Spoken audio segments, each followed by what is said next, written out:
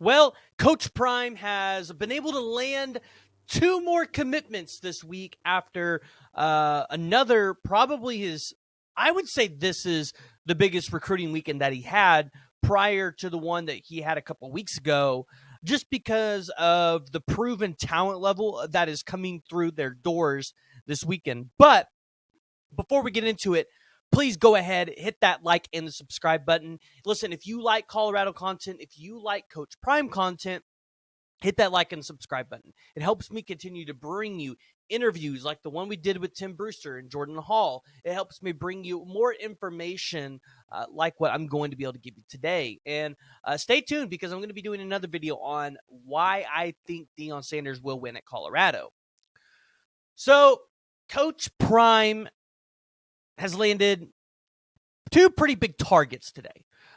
First off, he landed the former four-star offensive lineman out of Florida, Youseff Mugharbil. But with Youseff, I know a lot of people are saying, well, he didn't play. We don't know what he's going to be. You know, that's true. But, you know, again, with what we've talked about in the past, Colorado needs to get more guys in the trenches. You need more depth there at those positions. And that's something that Youseff is going to be able to give you on the offensive line. And listen, the dude's talented. Like, we knew that coming out of high school, and we know that coming into the transfer portal. The dude is talented. Now, I think it's important to note that Youseff wasn't playing because of his talent. He was playing because he actually ended up in a pretty serious injury where he collided with the semi-truck and was drugged for about 100 feet on his scooter at the University of Florida. And trying to recover from that injury, you know, unfortunately, that's just kind of like a situation where sometimes you lose your spot. And ultimately, you have to work your way back there. And some players never get that position back. And this is where the transfer portal is so great because it allows them to be able to get a second opportunity at the game and the sport that they love. And that's exactly what Youseff is getting right now. He's getting a second opportunity and potentially a chance to start at the University of Colorado, where they much need the offensive line depth. Additionally, y'all got an opportunity to land the 6 foot, 195-pound junior out of Arkansas, the defensive back, Myles Slusher. Now, big thing for Myles Slusher is I wanted him to actually come to Oklahoma because he is from Broken Arrow, Oklahoma, committed to Arkansas. You know, one thing about the Oklahoma staff is they just never really recruited the state of Oklahoma really well, and so he ended up slipping there. But he's had I would say a pretty good year, or pretty good couple of years. Remember, he's a safety, so sometimes those total tackles aren't as high up there as maybe a linebacker or somebody else. But in 2020, he had 15 total tackles.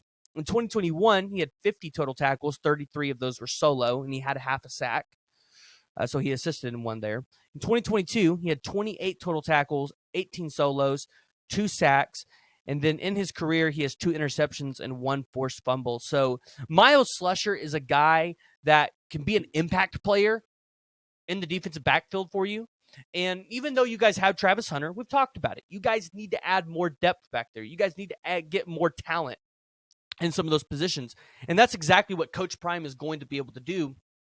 And it's going to be pretty interesting to see who all he's going to take in that defensive backfield through the transfer portal. Because, someone mentioned it in my Twitter comments earlier, and I 100% believe this. Some of these cornerbacks and safeties and everything else, they're waiting to see what Coach Prime is going to do with Cormani McClain. And I'll just say this. If I could have the field or Cormani McClain in your guys' shoes, from everything that I'm hearing and what I'm seeing on paper, I'm going to take the field. Because we've heard the rumors of star defensive backs wanting to come to the University of Colorado. One of those rumors being floated around is Domani Jackson, the 5-star top 5 player in the country in the 2022 class that committed to USC. Now, I'm 100% confident that USC is going to do everything they can to maintain that relationship and keep Domani Jackson at USC, but that's interesting. And if you're able to go in and land a talent like that, I think that's an upgrade from Cormani. But I know Colorado fans would not be upset with landing Cormani McClain either.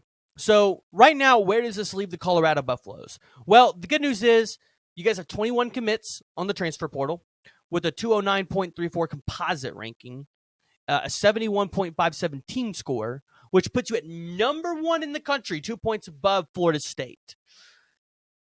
But Coach Prime's not done yet. Tim Brewster's not done yet. Sean Lewis, these guys are not done yet. And we know the kind of recruiters that Tim Brewster and Sean Lewis and Charles Kelly and a lot of these guys are. They're going to be able to go in there and they're going to be able to recruit the most elite of the elite talent.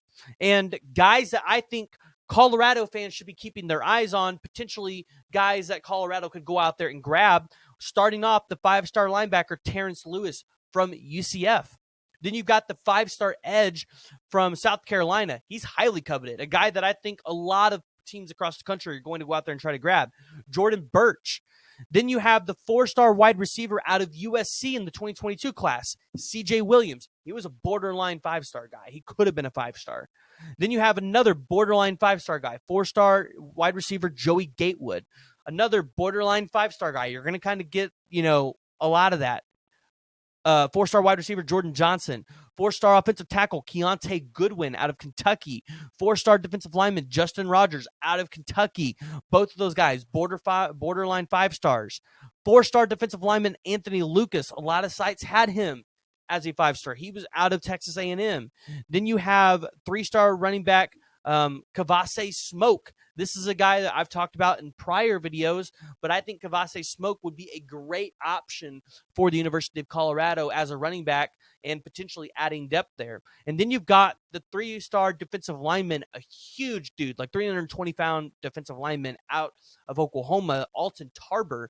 He came in this 2022 class. He's having to leave because of some personal things, but that would be a great pickup for you guys, right? It's a guy that can go in. He can fight in the trenches. He's big. He provides a lot of depth there. And ultimately, these are guys that, you probably land one of them at this point.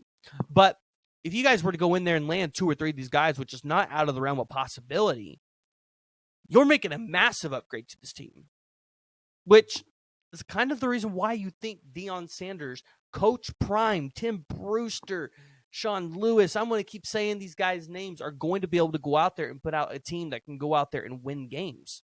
Mainly because you're bringing a system from Jackson State to Colorado, and you've got the quarterback that knows how to run the system. You've got wide receivers. You've got tight ends. You've got defensive guys that all know how to run the system. And then you're going to be bringing in new guys so they can teach them. Plus, you've got a whole spring and fall camp before the season starts. You guys might be able to put out a fairly competitive team. So I know USC is not the model, and what Lincoln Riley did is not the model, but you can definitely look at it and say, if we could replicate half that success, we'd be fine. We'd be happy. So go ahead, jump down the comments below.